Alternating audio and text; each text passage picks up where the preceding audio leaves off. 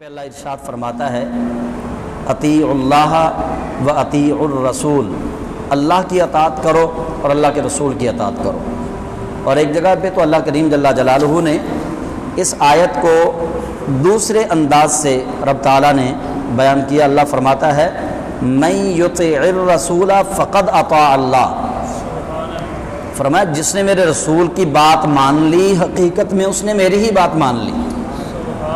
اللہ کریم نے یہ سیدھی سیدھی بات کر دی ہے، اور اس کو اگر ہم اپنی زبان میں اپنے سمجھنے کے لیے اور اپنے لوگوں کو سمجھانے کے لیے آسان کر کے اگر ہم اس بات کو کرنا چاہیں تو ہم یوں کہہ لیں کہ رب تعالیٰ جل جلالہ یہ فرما رہا ہے کہ جو میرے محبوب کا بن گیا وہ میرا بن گیا، اور جو میرے محبوب کا نہ بن سکا وہ میرا نہیں بن سکے گا۔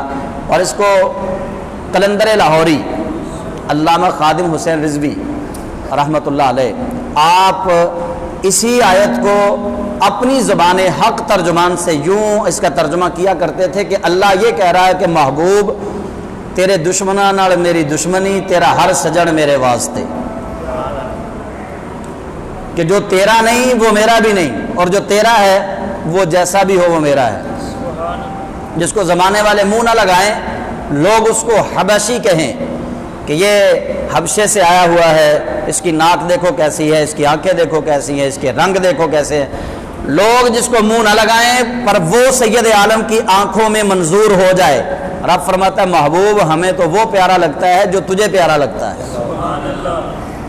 تو یہ حال جس کے جسم پر وارد ہو جائے اور جس شخص کو اس بات کی سمجھ آ جائے کہ تیرے دشمناں نال میری دشمنی، تیرا ہر سجن میرے واسطے، جسے یہ سمجھ آ جائے اور جو اسی پہ کار بند رہے، جو اسی پہ کار بند رہے، اس کو مجدد الف ثانی کہتے ہیں۔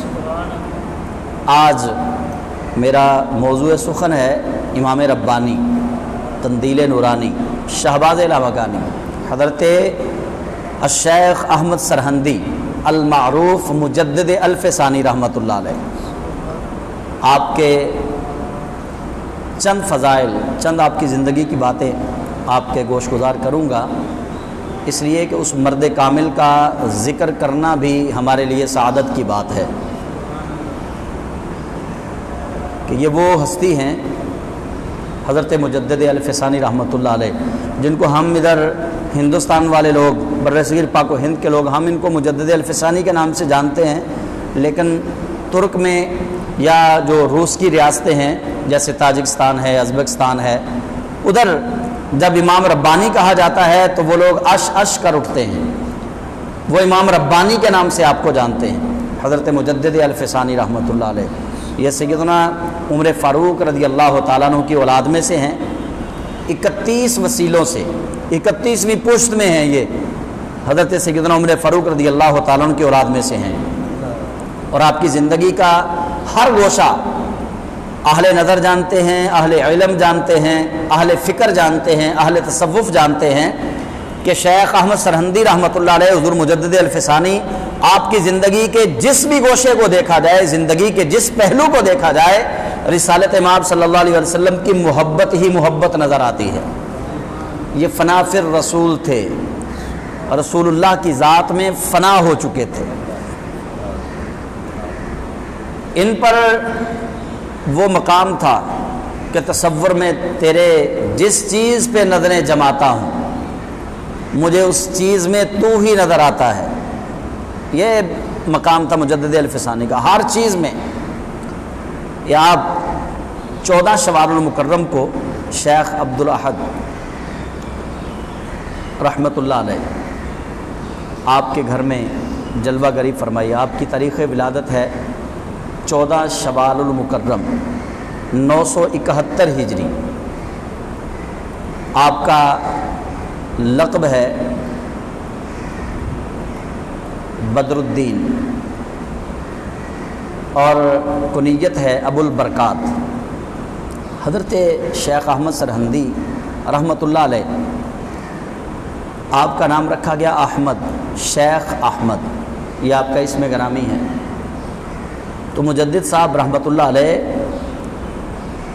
آپ کی زندگی کے احوال اگر آپ دیکھیں، بچپن سے آپ ان کی زندگی کو پڑھنا شروع کریں، آپ کو بچپن سے ہی وہ نور نظر آئے گا جو اللہ کے ولیوں کے ساتھ ہوتا ہے۔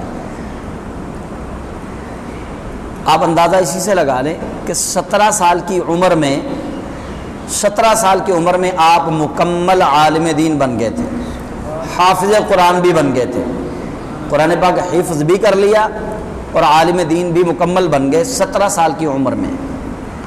حضرت مجدد الفسانی رحمۃ اللہ علیہ، آپ نے جن ہستیوں سے فیض پایا ان میں سے ایک کا نام ہے حضرت خواجہ باقی باللہ رحمۃ اللہ علیہ۔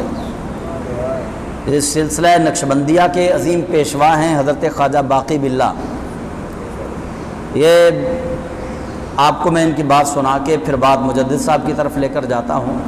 یہ وہ حضرت خواجہ باقی باللہ ہیں کہ جو مقام فنا کے بعد مقام بقا پر فائز تھے۔ انہیں اللہ کریم نے مقام فنا کے بعد مقام بقا عطا کیا تھا، یہ روحانیت کا مقام ہے۔ حضرت باقی باللہ رحمۃ اللہ علیہ آپ کے ایک مرید تھے، بڑے لاڈلے، آپ سے محبت کرنے والے۔ انہوں نے ایک دن بیٹھے ہیں، پوچھ لیا کہ حضور فنا کسے کہتے ہیں اور بقا کسے کہتے ہیں، فنا اور بقا کا بتا دیں۔ مجدد صاحب رحمۃ اللہ علیہ، حضرت خواجہ باقی باللہ رحمۃ اللہ علیہ فرمانے لگے کہ یہ میں تجھے ابھی نہیں بتاؤں گا، جو شخص میرا جنازہ پڑھانے کے لیے آئے گا نا اس سے پوچھ لینا، وہ تمہیں بتائے گا فنا کیا ہے اور بقا کیا ہے۔ حضرت خواجہ باقی باللہ رحمۃ اللہ علیہ کا وصال ہو گیا۔ جب آپ کا وصال شریف ہوا تو جنازہ پڑھانے کے لیے ایک گھڑ سوار ہستی تشریف لے کر آئی، گھوڑے پر سوار ہیں، چہرے پر نقاب ہے، صفیں بن گئیں، جنازہ پڑھایا انہوں نے۔ جنازہ پڑھانے کے بعد جب وہ واپس جانے لگے تو وہ مرید حضرت خواجہ باقی باللہ کا ان کے سامنے آ گیا، گھوڑے کے سامنے کھڑا ہو کر عرض کرنے لگا کہ جناب آپ نے جنازہ پڑھا دیا میرے شیخ کامل کا، اب مجھے ایک سوال کا جواب آپ دے کر جائیں گے۔ میں نے وہ سوال اپنے شیخ کامل سے کیا تھا کہ مجھے بتائیے فنا کیا ہے اور بقا کیا ہے۔ بس مرید نے یہ سوال کیا، جو گھوڑے پر سوار بزرگ آئے تھے انہوں نے اپنے چہرے سے نقاب اٹھایا۔ اب وہ مرید دیکھ کر متحیر ہوا کہ یہ تو حضرت خواجہ باقی باللہ خود ہیں۔ ادھر آپ کا جسم مبارک چارپائی پہ تھا میت کے طور پہ، اور ادھر گھوڑے پر آ کر خود ہی اپنا جنازہ پڑھا کر تشریف لے کر جا رہے تھے۔ آپ نے اپنے چہرے سے پلو جو اٹھایا تو مرید نے دیکھا یہ بھی خواجہ باقی باللہ، وہ بھی خواجہ باقی باللہ، تو جواب دینے لگے، فرمایا میں تمہیں سمجھانے کے لیے آیا ہوں کہ وہ جو چارپائی کے اوپر دیکھ رہے وہ مقام فنا ہے، اور خود آ کے اپنا جنازہ پڑھا کے جا رہا ہوں یہ مقام بقا ہے۔ ان سے فیض لیا حضرت مجدد الفسانی نے، جن کا اپنا یہ مقام تھا کہ مقام بقا پہ فائز تھے، اللہ کریم نے یہ مقام نصیب کیا تھا ان کو۔ ان سے فیض لیا حضرت مجدد الفسانی رحمۃ اللہ علیہ نے۔ حضرت مجدد الفسانی رحمۃ اللہ علیہ، پہلے تو میں یہ بتا دوں آپ کو الفسانی کیوں کہا جاتا ہے، 1000 سال کا مجدد کیوں کہا جاتا ہے؟ اس کی 2 وجوہات بیان کی ہیں علماء نے۔ پہلی وجہ یہ بیان فرمائی کہ چونکہ آپ سرکار دو عالم صلی اللہ علیہ وسلم کے زمانہ مبارک سے لے کر 971 تک، چونکہ یہ 1000 سال پورا ہونے والا تھا، اور نبی علیہ السلام کا فرمان ہے کہ میری امت میں ہر صدی کے سرے پہ ایک ایسا شخص آئے گا جو دین کی تجدید کرے گا، مٹی ہوئی ختم ہوئی سنتوں کو زندہ کرے گا، دین کے جو اصول لوگ بھول چکے ہوں گے ان کو وہ لوگوں کے سامنے دوبارہ سے زندہ کرے گا۔ یہ 971 میں آپ کی ولادت بسعادت ہے، تو گویا 1000 ہونے کو ہے جب آپ تشریف لے کر آئے دنیا میں، اس لیے آپ کو کہا جاتا ہے 1000 سال کا مجدد۔ اور دوسری توجیہ جو آپ کے مجدد الفسانی ہونے کی علماء نے بیان فرمائی وہ یہ ہے کہ حضرت مجدد الفسانی رحمۃ اللہ علیہ جس دور میں تشریف لے کر آئے وہ جلال الدین اکبر بادشاہ کا دور تھا، اور جلال الدین اکبر بادشاہ نے اپنے من گھڑت دین کی ابتدا کی۔ اس کے ذہن میں کیا تھا؟ اکبر بادشاہ کے اس کے ذہن میں یہ تھا اس کے پاس جو اس کے خوشہ چین، اس کے نمک خوار اس کے مولوی بیٹھے ہوتے تھے اس کے چرنوں میں، وہ اس کو یہ مشورہ دیتے، غلط پٹیاں پڑھاتے تھے۔ کسی فلسفی نے یہ کہہ دیا کہ دین جو ہوتا ہے نا وہ 1000 سال کے لیے ہوتا ہے، ایک نبی کی نبوت جو ہے یا رسول کی رسالت وہ 1000 سال تک ہوتی ہے، 1000 سال کے بعد دوبارہ سے دین کی تجدید کرنا پڑتی ہے، 1000 سال کے بعد نبی کی ضرورت ہوتی ہے، اور آپ کو پتہ ہی نہیں وہ نبی آپ ہیں۔ اس کو غلط پٹیاں پڑھائی گئیں جلال الدین اکبر کو، تو وہ جلال الدین اکبر نے اسی فارمولے پہ عمل کیا کہ 1000 سال ہو گئے دین کو، دین محمدی کو، تو وہ دین ختم ہو گیا، اب دین جو شروع ہوگا وہ دین اکبری ہوگا۔ تو یہ جو اس نے سمجھا کہ وہ دین ختم ہو گیا، 1000 سال مکمل ہو گئے، اب اس نے نئے دین کا اعلان کیا، اس کے نئے دین کے پرخچے اڑانے کے لیے اور سابقہ 1000 سال کا دین دوبارہ زندہ کرنے کے لیے جو ہستی تشریف لے کر آئی، اس ہستی کو کہتے ہیں امام ربانی مجدد الف ثانی۔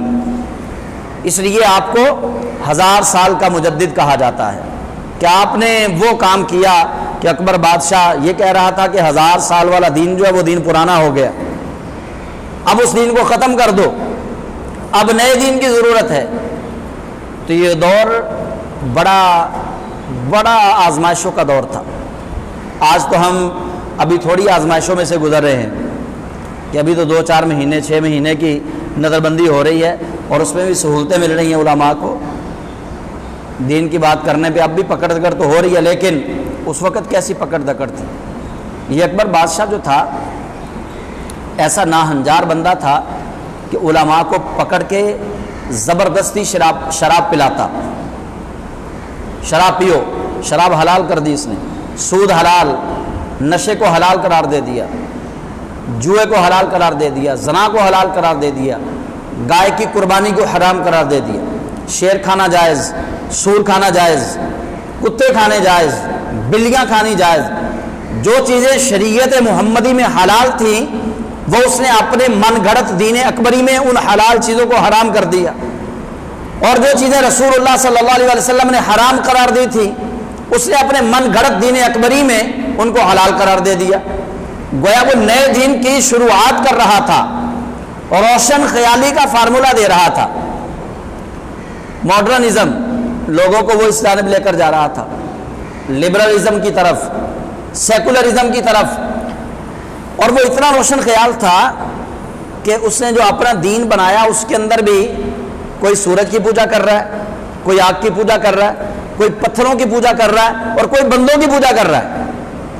اس کے اپنے دین کے اندر بھی کوئی چیز اتھینٹک نہ تھی جو اس نے اپنا من گھڑت دین بنایا، اس کے اندر بھی کوئی ستاروں کی پوجا کر رہا ہے، کوئی پانی کی پوجا کر رہا ہے، کوئی درختوں کی پوجا کر رہا ہے، مختلف قسم کے لوگ اس نے جمع کیے، مختلف قسم کے خیالات کا ایک مرکب اس نے تیار کیا، اس مرکب کا نام اس نے رکھا دین اکبری۔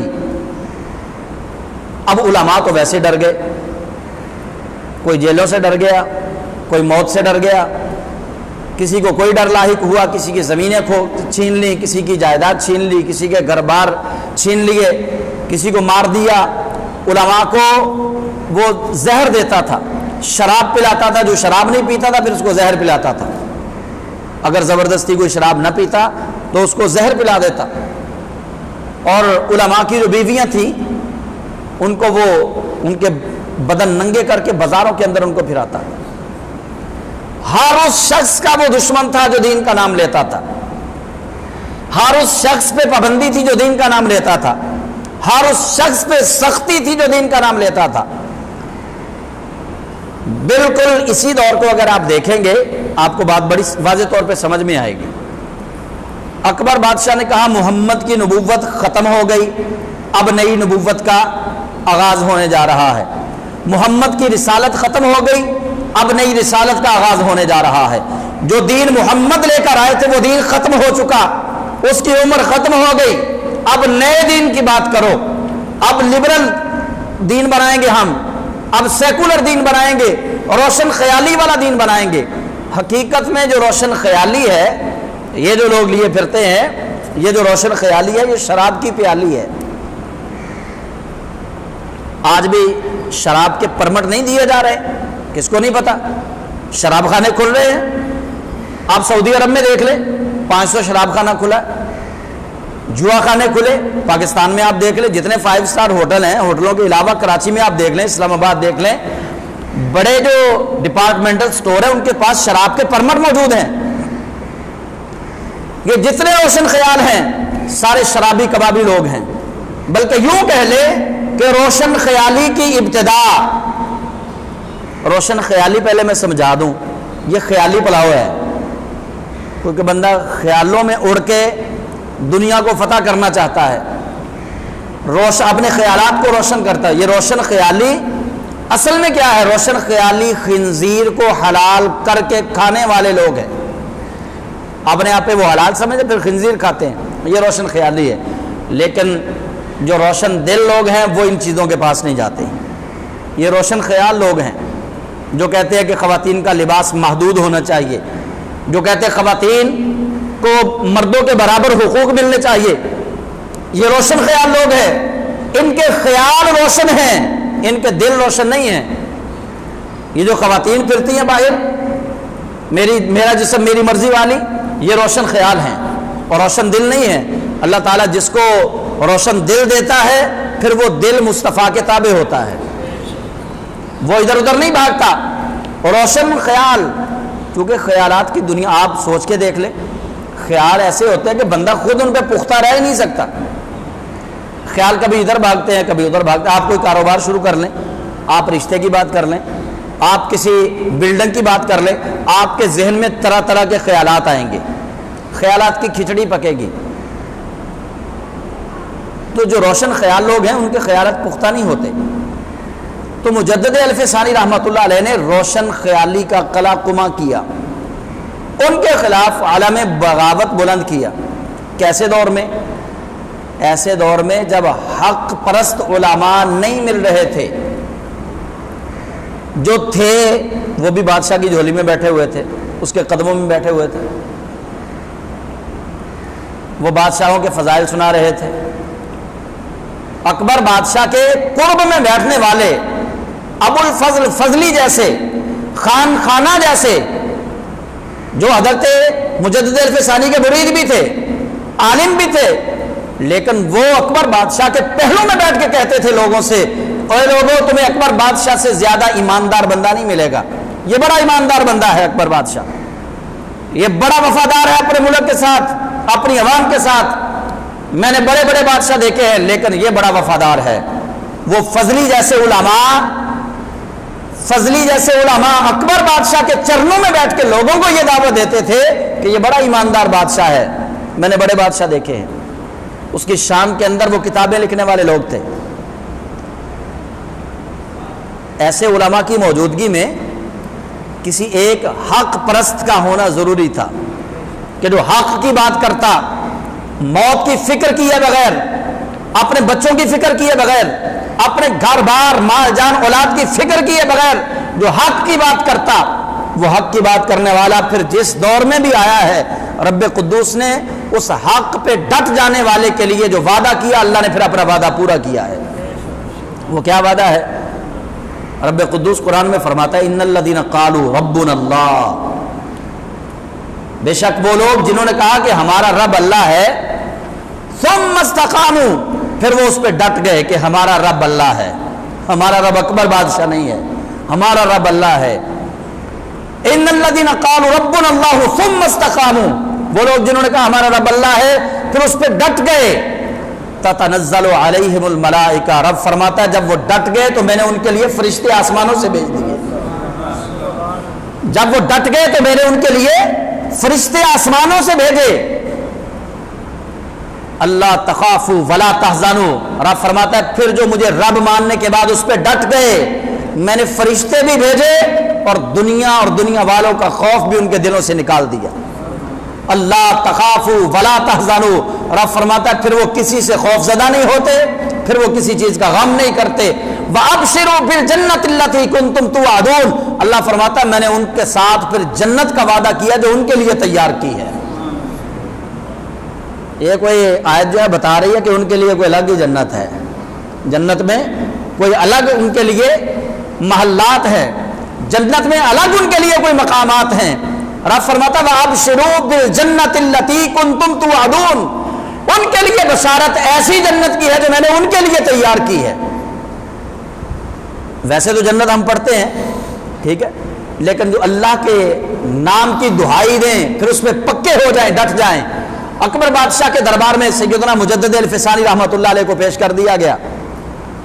وہ جو فضلی جیسے علماء اس کے قریب تھے، بادشاہ وقت کے قصیدے پڑھنے والے، انہوں نے کہا جی اگر یہ شیخ احمد سرہندی قابو میں آ گیا نا تو جلال الدین اکبر صاحب پھر سمجھ لیں کہ آپ کا دین اکبر بڑا بلندیوں پہ جائے گا۔ یہ ایک بندہ ہے احمد سرہندی، بس اس کو قابو میں کر لو۔ اس نے پہلے اپنے نمک خوار علماء کو بھیجا شیخ احمد سرہندی رحمۃ اللہ علیہ مجدد الفسانی کے پاس کہ جا کر لالچ والچ دو، کوئی بات کر کے دیکھو، خرید لو، جتنے مانگتا ہے دے دو، جو مانگتا ہے دے دو، وزارت مانگتا ہے وزارت دے دو، کچھ بھی کریں، اس بندے کو بٹھائیں۔ بادشاہ نے کہا تمہیں فری ہینڈ دے دیا گیا ہے، شیخ احمد سرہندی کو کرو اس کو جو کرنا ہے۔ یہ آج سے 4 صدیاں پہلے کی بات آپ کو بتا رہا ہوں میں، 4 صدیاں پہلے کی۔ آپ جب دیکھیں گے پھر میں آخر پہ آپ کو رزلٹ بتاؤں گا کہ وہ 4 صدیوں والا بندہ لوٹ کے کیسے آیا دوبارہ۔ اکبر بادشاہ کے جو نمک خوار علماء تھے اس کے دربار میں بیٹھ کے اس کے تلوے چاٹنے والے، وہ حضرت مجدد الفسانی کے پاس جاتے ہیں، آفر کرتے ہیں۔ آپ فرماتے ہیں میں بکنے والا نہیں ہوں، ادھر ادھر کی بات نہ کرو، میں نے اللہ کا نام لیا ہے، اللہ کے آگے جھکنا ہے، رسول اللہ کے نبی۔ آپ نے مجدد الفسانی نے اثبات النبوہ کے نام سے اس وقت پھر کتاب لکھی۔ آپ نے فرمایا میرے نبی کی نبوت ہی ثابت ہے اور قیامت تک میرے نبی کی نبوت ثابت رہے گی، اور جس کو جو مل رہا ہے وہ اللہ کی بارگاہ سے رسول اللہ کے صدقے میں مل رہا ہے۔ مجدد الفسانی رحمۃ اللہ علیہ آپ پتہ کس ٹائپ کے عاشق تھے؟ ہم بھی عاشق بنے پھرتے ہیں، مجدد الفسانی رحمۃ اللہ علیہ اس ٹائپ کے عاشق تھے۔ آپ مولانا روم کا ایک شعر کا ایک مصرع ہے، آپ فرماتے ہیں عقل قرباں کن بپیش مصطفیٰ، عقل قرباں کن بپیش مصطفیٰ۔ اگر آج کی تقریر آپ جتنے احباب بیٹھے سمجھ گئے اور مجدد الفسانی رحمۃ اللہ علیہ کا عشق رسول اگر آپ نے آج سمجھ لیا، اگر آج آپ نے سمجھ لیا کہ عشق کسے کہتے ہیں، آپ کو آج کے بعد کسی دلیل کی ضرورت نہیں پڑے گی اللہ تک پہنچنے کے لیے، کسی دلیل کی۔ آج میں نے آپ کے ساتھ وہ باتیں شیئر کرنی ہے مجدد الفسانی کی جو مجھے پتہ چلی تو میرے رونگٹے کھڑے ہو گئے کہ یار یہ ہے علماء۔ مجدد الفسانی رحمۃ اللہ علیہ آپ اس عقیدے والے تھے کہ عقل قرباں کن بپیش مصطفیٰ۔ آپ فرماتے ہیں حضور کی بات کرنی ہے تو عقل سے نہ کرو، عقل قربان کر دو، پھر عقل کو پھر آڑے کیوں لے کر آتے ہو؟ اگر نبی سے عشق کرنا ہے اور عقل کو بھی ساتھ رکھنا ہے، آپ فرماتے ہیں پھر نہیں حضور سے عشق ہو سکتا۔ مجدد الفسانی نے عشق کیسا کیا رسول اللہ سے؟ مجدد الفسانی رحمۃ اللہ علیہ آپ فرمایا کرتے تھے کہ مجھے تو عبادت کا مزہ تب زیادہ آتا ہے اللہ کو سجدہ کرنے کا جب میں یہ سوچتا ہوں کہ میں رب محمد کو سجدہ کر رہا ہوں۔ یہ بات سمجھ میں آئی جی؟ اپنے رب کو نہیں، رب محمد کو جب میں سوچتا ہوں کہ میرا سجدہ رب محمد کو ہے، فرماتے میری عبادت کا مزہ دگنا ہو جاتا ہے۔ وجہ پوچھی گئی تو مجدد صاحب فرماتے ہیں کہ بھائی میں نے تو خدا کو نہیں دیکھا، میں تو اللہ کو اس لیے مانتا ہوں میرے مصطفیٰ کا خدا ہے، مجھے تو نہیں پتا اللہ کے راد و نیاز کا، میں نہیں جانتا اللہ کو۔ مجدد الفسانی رحمۃ اللہ علیہ آپ حضور کی امت کو عشق رسول کا وہ پیغام دے رہے ہو، نبی پاک علیہ السلام کی حقیقت بتا کر جا رہے ہیں کہ نبی پاک علیہ السلام کے سوا کوئی ایسا نہیں جو تمہیں اللہ کا راستہ بتا دے، حضور کے در پہ جھکنا پڑے گا پھر اللہ کا راستہ ملے گا ورنہ نہیں ملے گا۔ مجدد صاحب رحمۃ اللہ علیہ کا عشق دیکھیے اور پھر اپنی زندگی کو دیکھیے اور پھر آج قربان ہو جائیے مجدد الفسانی پہ۔ آپ نفل ہم پڑھتے ہیں نا، کبھی کبھی ہمارا دل کرتا ہے کہ ہم 4 نفل پڑھ لیں، 6 پڑھ لیں، 10 پڑھ لیں، اور کبھی کبھی جو جاگنے والی راتیں ہیں ان کے اندر ہم کرتے ہیں کہ چلو 100 نفل ہی پڑھ لیں۔ مجدد الفسانی رحمۃ اللہ علیہ فرماتے ہیں جو نفل پڑھنے سنت نہیں ہے وہ نفل بھی نہیں پڑھنے چاہیے۔ جو نفل میرے نبی نے نہیں نہ پڑھے وہ نفل بھی نہیں، بس وہی نفل پڑھو جو مصطفیٰ نے پڑھے ہیں۔ یہ مجدد الفسانی ہیں، آپ فرماتے ہیں وہی نفل پڑھو، اتنے ہی نفل پڑھو جتنے رسول اللہ نے پڑھے، نہ رسول اللہ کے نوافل پڑھنے سے کم نفل پڑھو، نہ رسول اللہ کے نوافل پڑھنے سے زیادہ نفل پڑھو۔ فرمایا اگر کم کرو گے تو سنت رسول میں کمی آئے گی، اگر زیادہ کرو گے سنت رسول میں اضافہ ہوگا۔ عشق یہ ہے جو محبوب نے کیا ہے وہی کرتے رہو، مراد پا جاؤ گے۔ اور آپ خربوزہ کھانے لگے، چھری پکڑی، خربوزے کو کاٹنا ہے، سوچا میرے مصطفیٰ نے کیسے کاٹا ہوگا، چلیں پہلے دیکھ لیتے، نبی پاک علیہ السلام کا طریقہ دیکھ لیتے۔ ورق گردانی کی، نہ ملا طریقہ، پھر خیال آیا شاید ایسے کاٹا ہو۔ جب جواب نہ ملا، کوئی حدیث نہ مل سکی، سنت طریقہ نہ مل سکا، تو حضرت مجدد الفسانی رحمۃ اللہ علیہ فرماتے ہیں کہ چھوڑو پھر ایسی چیز کو کھانا ہی کیا ہے جس کے کھانے کا رسول اللہ سے طریقہ نہ مل سکے، جس کے کاٹنے کا طریقہ نہ مل سکے اس کو پھر کھانا ہی کیوں ہے۔ صرف کاٹنے کا طریقہ رسول اللہ کا نہ ملا تو مجدد الفسانی نے اس کاٹنے کا طریقہ نہ ملنے کی وجہ سے خربوزہ کھانا چھوڑ دیا۔ اب بتائیے عشق رسول کیا ہے؟ یہ عشق رسول ہے، محبوب کی اداؤں پہ مر مٹنے کا نام ہے۔ مجدد الفسانی رحمۃ اللہ علیہ تو مسواک کرتے تو مسواک میں اس بات کا بھی خیال کرتے کہ رسول اللہ علیہ السلام کتنی دیر مسواک کیا کرتے تھے، کتنی دیر خیال آپ مسواک کیا کرتے تھے۔ آپ عشق رسول کا پیکر اس لیے بنے، آپ فرماتے ہیں کہ میں نے سنت رسول سے ہی سارا کچھ پایا ہے۔ اور آپ نے وصیت جو کی ہے، حضرت خواجہ معصوم سرہندی رحمۃ اللہ علیہ اپنے شہزادے کو آخری وقت وصیت یہ کی ہے کہ سنت رسول کو کبھی نہ چھوڑنا، تم گمراہ نہیں رہو گے، گمراہ نہیں ہو جاؤ گے۔ اگر گمراہ ہونے سے بچنا ہے تو سنت رسول کو پکڑ کے رکھنا، جب تک رسول اللہ کے طریقے پہ رہو گے کبھی گمراہ نہیں ہو سکتے۔ آپ آخری وقت اپنے شہزادوں کو وصیت یہ کر کے جا رہے ہیں، تو حضرت مجدد الفسانی رحمۃ اللہ علیہ جب نہ مانے تو آپ کو پکڑ کر اکبر بادشاہ کے دربار میں لے گئے۔ اب جب اکبر بادشاہ کے دربار میں گئے، آپ نے سر جو ہے وہ نہ جھکایا، سجدہ نہ کیا۔ آپ کا ایک لقب ہے قیوم زمان۔ قیوم اللہ کی صفت ہے، اللہ لا الہ الا هو الحی القیوم۔ قیوم کا مطلب ہے قائم رہنے والا۔ اللہ تو ہمیشہ سے ہے اور ہمیشہ تک قائم ہے، اللہ کے لیے تو کوئی اس میں دو رائے نہیں ہے، لیکن جب یہ صفت اللہ اپنے بندوں کو عطا کرتا ہے پھر مطلب یہ ہوتا ہے کہ اللہ نے اس زمانے کو قائم رکھنے کے لیے اس بندے کو اپنی صفات سے متصف فرما دیا ہے۔ چونکہ آپ پہلے وہ سن چکے کہ وہ ایک نئے دین کی شروعات کرنا چاہتا تھا، اب دین رسول اللہ کو اللہ نے قائم کرنا تھا، تو حضرت مجدد الفسانی رحمۃ اللہ علیہ آپ کو اللہ کریم نے وہ قیوم والی صفت عطا فرمائی۔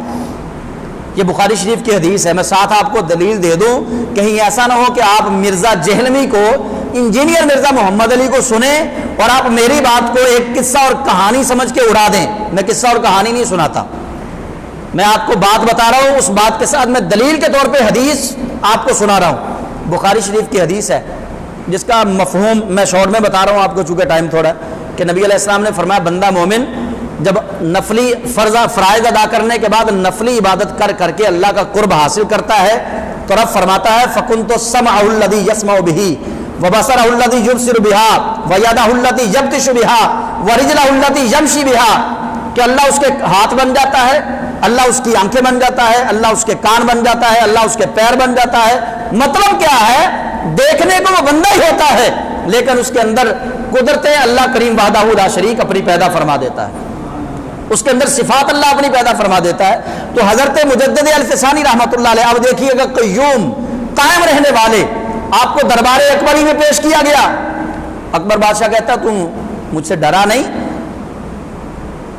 دنیا ساری میں نے دہشت میں مبتلا کر دی، تجھے ڈر نہیں لگا؟ تو میری نافرمانی کر رہا ہے؟ تو حضرت مجدد الفسانی رحمۃ اللہ علیہ فرمانے لگے ڈر لگا تھا، پھر میں نے سوچا ایک طرف تیرا ڈر تھا، دوسری طرف میرے مالک کا ڈر تھا، تو میرے مالک کا ڈر تیرے ڈر پہ حاوی ہو گیا، تیرا ڈر نیچے رہ گیا، میرے مالک کا ڈر جو ہے وہ حاوی ہو گیا۔ پھر میں نے سوچا کہ اس کا ڈر تو یہی رہ جائے گا، مالک کا ڈر تو قبر و حشر تک جائے گا، اللہ کے سامنے جواب دے میں نے حشر تک رہنا ہے۔ پھر میں نے سوچا کہ تیرے ڈر کو میں نے اپنے پاؤں کی ٹھوکر سے اڑا دیا اور اللہ کے ڈر کا توق میں نے اپنے گلے میں سجا لیا۔ اس نے کہا میرے آگے جھکا کیوں نہیں؟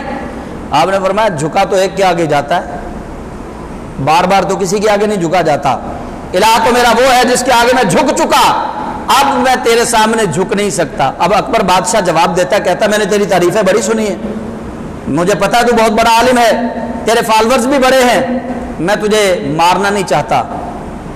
آپ کو قریب بلا کے نا کہتا چل ایسا کر، بس تھوڑی سی گردن جھکا دے، تھوڑی سی، لوگ یہ سمجھ جائیں کہ جھک گیا۔ مجدد الفسانی جب بازار میں چلتے تھے نا تو ایسے چلتے تھے، لیکن اکبر کے بادشاہ کے دربار میں ایسے کھڑے ہیں اکڑ کے۔ وہ کہتا ہے قریب بلا کے تھوڑا سا سر جھکا دے، چل میں ان کو کہہ دوں گا کہ جھک گیا۔ آپ نے فرمایا یہ ہلے گا بھی نہیں ایسے، تو اس کو کہتا ہے تھوڑا سا یوں کر کے جھکا دے، یہ ہلے گا بھی نہیں ایسے۔ اس نے کہا اچھا پھر میں زبردستی اس کو جھکا لوں؟ آپ نے فرمایا جھکا سکتا ہے تو جھکا لے۔ اس نے اپنے درباریوں کہا کہ اس کو پکڑو، 5-6 بندوں کو کہا پکڑ کے اس کی گردن جھکا دو۔ 5-6 بندوں نے جب آپ کو پکڑا، آپ کیا سمجھتے ہیں کہ اگر 5-6 بندے ایک بندے کو پکڑ لیں تو اس کی گردن مروڑ سکتے ہیں یا نہیں مروڑ سکتے؟ اب قیوم میں زمان کا میں معنی آپ کو سمجھانے لگا، اس کا مفہوم کہ حضرت مجدد الفسانی کو اس کے 5 کارندوں نے پکڑا، آپ کی گردن کو وہ جھکاتے رہے، اللہ کریم نے وہ طاقت اور قوت عطا فرمائی، 5 بندوں کے جھکانے سے بھی حضرت مجدد الفسانی کی گردن نہ جھک سکی، ایسے تھی ایسے ہی رہی۔ اس نے کہا چھوڑ دو تم سے نہیں جھکائی جائے گی، اس کو میرے پاس لاؤ۔ آپ کو پاس بلایا، کہنے لگا ایسا کرو وہ چھوٹا دروازہ ہے اس دروازے سے گزر کے آ جاؤ، جب دروازے سے گزرو گے تمہاری گردن جھک جائے گی، میں ان کو کہہ دوں گا کہ میں نے اس کو جھکا لیا ہے، میں تجھے مارنا نہیں چاہتا۔ یہ مجدد الفسانی کو جلال الدین اکبر کہتا ہے میں تجھے مارنا نہیں چاہتا، اس لیے میں کہتا ہوں کہ کسی نہ کسی ہیلے بہانے تجھے چھوڑ دوں، وہ چھوٹا دروازہ ہے۔ آپ نے فرمایا نہیں۔ اس نے اپنے کرندوں سے کہا اس کو پکڑ کے لے جاؤ، چھوٹے دروازے سے لے کے آؤ۔ اب وہ دروازہ چھوٹا تھا اور وہاں داخل ہوتے وقت بندے کو جھکنا پڑتا تھا، یوں کر کے بندہ جھک کے اندر داخل ہوتا تھا۔ مجدد الفسانی رحمۃ اللہ علیہ کو جب وہاں لے کر آئے تو آپ نے اپنے قدم مبارک پہلے آگے گزارے، اپنے قدم مبارک اس چھوٹے دروازے سے قدم مبارک پہلے اندر رکھے اور پھر خود ایسے ہی اکڑ کے، چونکہ اللہ کے سامنے جھکے ہوئے تھے نا، اب اس کے آگے تھوڑی جھکنا تھا، خود پھر آپ کا سر انور ایسے ہی ہے، اندر داخل ہو گئے۔ اس نے کہا اس کا کیا کریں، یہ تو مانتا ہی نہیں ہے، اس کو جیل میں ڈال دو۔ حضرت مجدد الفسانی رحمۃ اللہ علیہ آپ کو جیل میں ڈال دیا، کوئی اثر نہیں، صعوبتیں، تکلیفیں، مصیبتیں، کوئی اثر نہیں مجدد الفسانی رحمۃ اللہ علیہ پر، آپ کو چھوڑ دیا، کوئی اثر نہیں۔ اس نے کہا شاید میرے یہ حسن اخلاق سے میرے قابو میں آ جائیں، نہ اس کا کوئی اخلاق وہاں پہ کام کر سکا، نہ اس کی دہشت وہاں پہ کوئی کام کر سکی، کیونکہ مجدد الفسانی رحمۃ اللہ علیہ آپ فرما چکے تھے کہ میرا سودا بازار مصطفیٰ میں ہو چکا، اب مجھے خرید کوئی نہیں سکتا۔ اس نے پھر کیا کیا، اس نے اب لوگوں کے اندر ڈرامہ رچانے کے لیے باقاعدہ طور پہ اعلان کرنے کے لیے کہ لوگوں میں نبوت و رسالت کا حقدار ہوں اور آج سے دین اکبری کی ابتدا ہو رہی ہے، اس نے ایک میدان کے اندر 2 دربار لگائے، ایک کا نام اس نے رکھا دربار اکبری، ایک کا نام رکھا دربار محمدی صلی اللہ علیہ وسلم۔ جو دربار محمدی تھا وہ بوسیدہ لکڑیوں کا، جس کو کیڑوں مکوڑوں نے کھایا ہوا تھا، ایسی لکڑیوں کا وہ دربار بنایا کہ وہ بوسیدہ ہے، گر جائے گا، اور اپنا دربار اس نے بڑا مزین بھی کیا، بڑا پختہ بھی بنایا۔ اپنے دربار کے اندر اس نے انواع و اقسام کے کھانے رکھے، بڑے بڑے اعلیٰ قسم کے، اور دربار محمدی میں اس نے بوسیدہ کھانے رکھے جن کی طرف لوگ دیکھتے نہیں تھے. پھر لوگوں کو اس نے بلایا اور اس کے جو دربان تھے وہ لوگوں کو دعوت دیتے اور کہتے کہ آؤ, اگر تازہ کھانا کھانا ہے تو دربار اکبری سے ملے گا, اگر باسی کھانا کھانا ہے تو دربار محمدی سے ملے گا, اگر تم نے انواع و اقسام کے کھانوں کی طرف آنا ہے دربار اکبری میں آ جاؤ, اگر بوسیدہ کھانا کھانا ہے دربار محمدی میں چلے جاؤ. حضرت مجدد الفسانی رحمۃ اللہ علیہ آپ تشریف لے کر آ گئے. اب اکبر بادشاہ نے کرنا تھا اپنی نبوت کا اعلان. حضرت مجدد صاحب رحمۃ اللہ علیہ اپنے شاگردوں کو, اپنے مریدوں کو, اپنے متعلقین کو لے کر آپ آ گئے اور آ کر دربار محمدی میں بیٹھ گئے. وہ جو بوسیدہ عمارت بنائی تھی لکڑیوں کی, آپ آئے اور آ کر وہاں بیٹھ گئے. فرمایا جو تو نے بوسیدہ کھانا رکھا ہے آج اللہ کے فضل و کرم سے یہ بوسیدہ نہیں رہے گا بلکہ تازہ بن جائے گا, اور جس کو تو نے دربار محمدی بنایا اور حقارت سے بنایا اور یوں بنایا کہ یہ بوسیدہ ہے گر جائے گا, آج یہ دربار محمدی گرے گا نہیں, آج دنیا دیکھے گی کہ دربار محمدی قیامت تک رہنے کے لیے ہے اور دربار اکبری مٹنے کے لیے آیا ہے. حضرت مجدد صاحب رحمۃ اللہ علیہ آپ نے اپنے متعلقین کو کہا کہ یہیں پہ بیٹھے رہو, اور ایک سے کہا, آپ نے فرمایا اس کے ارد گرد ذرا دائرہ بنا دو. دائرہ بنا دیا گیا اور آپ نے ایک مٹھی مٹی کی اٹھائی اور دربار اکبری کی طرف یوں کر کے پھینکی. بس پھر کیا تھا, پھر طوفان آیا, پھر آندھی آئی, وہ اس کے تازہ کھانے بھی گئے, اس کا وہ دربار اکبری بھی گیا, اور اللہ کریم نے اس کی زبان پہ ایسا تالا لگا دیا کہ وہ کوئی اعلان نہ کر سکا. رب ذوالجلال کے اس مرد قلندر نے جو سوچا جو چاہا اللہ کریم نے وہی ہونے دیا. یہ ہے قیوم زمان کہ زمانے کو جنہوں نے اللہ کے فضل سے قائم کیا اور دین اسلام کو جنہوں نے قائم کیا, اس لیے حضرت مجدد الفسانی رحمۃ اللہ علیہ کو قیوم زمان کہا جاتا ہے. حضرت مجدد صاحب رحمۃ اللہ علیہ آپ باقی رہے اور اکبر بادشاہ مر گیا. جیسے ہی مرا اس کا بیٹا جہانگیر آ گیا. اب اس کے بیٹے کو بھی پٹیاں پڑھا دی گئیں. وہ جو اس کے درباری مولوی تھے نا, انہوں نے, یہ درباری مولوی کوئی آج کا مسئلہ نہیں ہے. ہم دیکھتے ہیں یہ طاہر اشرفی کبھی عمران خان کے طلبے چاٹ رہا ہوتا ہے, کبھی زرداری کے طلبے, کبھی نواز شریف کے طلبے. آپ یہ دیکھ کے پریشان نہ ہوا کریں, یہ ہر دور میں ایسے رہے ہیں. یزید کے ساتھ 40,000 مولوی تھے, یزید کے دربار میں بھی تھے, حافظ قرآن بھی تھے, عالم دین بھی تھے. یہ کوئی مسئلہ نہیں ہے. علم پڑھنے سے بندہ کوئی مومن تھوڑی ہو جاتا ہے کہ علم پڑھ لیا تو وہ بخشا گیا. علم وہ علم ہے بخشانے والا جو رسول اللہ صلی اللہ علیہ وسلم کی غلامی سے ملا ہو. وہ علم کام آنے والا ہے جس کے اندر, جس علم میں مجدد الفسانی کی فکر شامل ہو وہ علم بچائے گا. جس علم کے اندر چاپلوسی ہو, جس علم کے اندر ٹیسی ہو, جس علم کے اندر خوشامدی ہو, وہ علم بچانے والا نہیں ہوتا, وہ علم تو پھنسانے والا ہوتا ہے. یہ دنیا کی 4 روزہ زندگی ہے. بندہ اس زندگی کے لیے ایسے لوگوں کی چاپلوسی کرے جو اکبر بادشاہ کے نغمے گانے والے ہوں. جہانگیر آ گیا. جہانگیر نے بھی حضرت مجدد صاحب رحمۃ اللہ علیہ کو پیغام بھیجا, آپ تشریف لے کر آئے.